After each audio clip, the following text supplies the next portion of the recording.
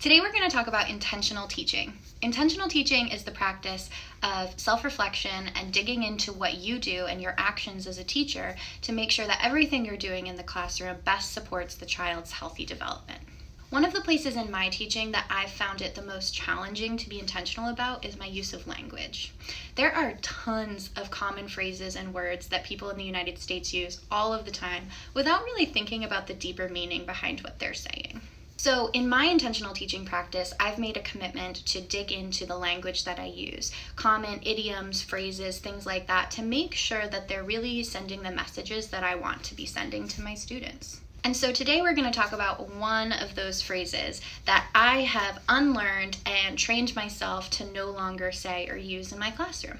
Specifically, we're going to be talking about the word hangman, or the game of hangman in the early childhood classroom. A lot of early childhood teachers use this game. It's a common game in the United States, and they do it to teach about spelling and sounds and letters and all of those important things for students to learn. You might not know this. I didn't know this until recently, but the game hangman was not originally called hangman. It was a game that was just blank letters that you had to try and guess what the word was, and you kept score based on how many guesses it took for you to figure it out.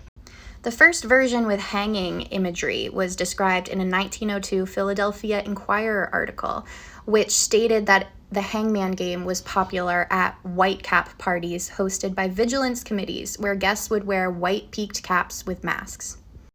And that's from a Wikipedia page, but it is cited to the Philadelphia Inquirer article if you want more information on that.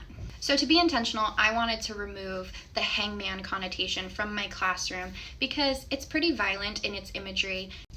So here's what I do instead. It has all of the same language and literacy benefits as the original hangman game, but none of the unintended harmful imagery. Instead of hangman, I play disappearing ice cream. So I draw an ice cream cone, and depending on how many guesses I want them to have, I add more scoops of ice cream. I usually do 3 with a cherry on top. Then I have the kids brainstorm what toppings to do. They love to do M&Ms, sprinkles, and gummy bears. Then I have the letters for the word. And so they might guess the letter A, and that's not on there, so I erase the cherry. The ice cream is disappearing. Over time, they either guess what the word is, or all of the ice cream components disappear and they lose.